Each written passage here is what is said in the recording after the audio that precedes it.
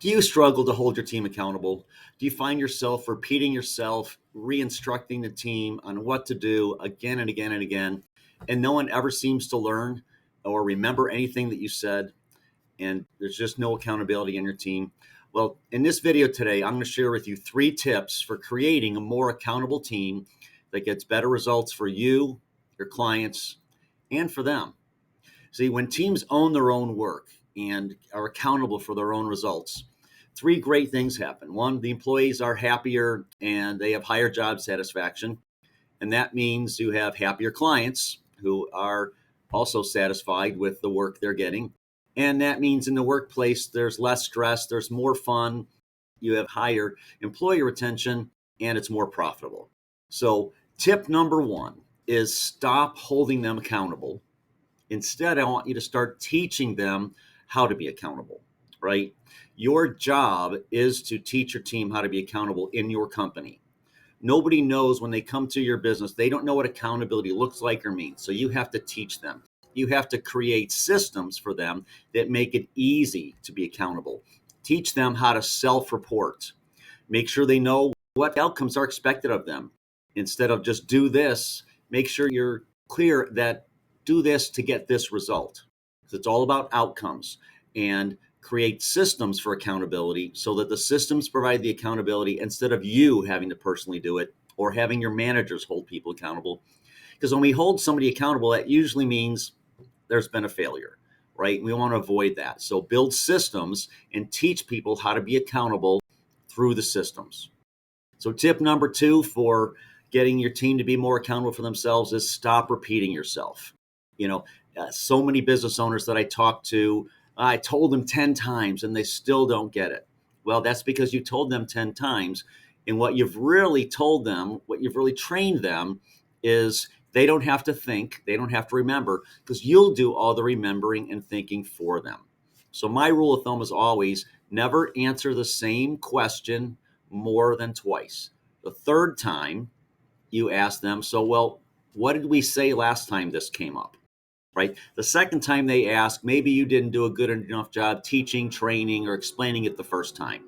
But the third time, you've said it twice now, they should remember at least part of it. So you put it back on them. So what did we say last time this came up? If somebody's coming to you and they should be coming to their supervisor, right? They're going around their supervisor. Stop answering their questions. Say, well, what did your manager say when you asked her? And you send them away. So don't repeat yourself. If you find yourself saying the same thing again and again and again, that's your fault. It's not their fault.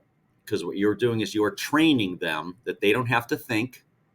You'll do the thinking for them. They don't have to remember. You'll do the remembering for them. So after the third time, it's simply, well, what did we say last time? What did we do last time? And if they say, I don't know, they say, that's okay. What do you think? They say, I don't remember. Say, that's okay. What part of our conversation do you remember? Tip number 3, ask forward moving questions instead of backwards looking questions. Instead of asking why or what or who, which when you ask those questions, people's walls go up, right? Their defenses go up and their willing to be accountable goes way down. Instead, ask forward moving questions to help them participate. A forward moving question is like, so how can we? What will it look like when we? And move them forward, right? Get them thinking about owning it. And again, it's all about getting them to talk about it instead of you, because when you say it, you own it. When you get them talking about it, they will feel more ownership, more accountability for it. But our questions, why, what, who, tend to make people want to defend themselves or blame somebody else or give excuses or put up those walls, barriers, and are a barrier to them feeling ownership and accountability for their results. So make sure you're asking forward moving questions to get them thinking about moving forward instead of avoiding blame. So if you want a happy and highly productive team that results in higher client satisfaction, higher employee satisfaction and retention, lower stress workplace, and more fun and more profit, then go ahead and click on the link in the description and schedule a short call with me where we'll talk about the number one thing you can do in your business to help your team get on the road to being more self-accountable so that you can stop holding them accountable, which, let's be honest, isn't all that fun. And your systems provide the accountability, which allows your team to get more done for themselves, for the clients, for the business, and everybody wins.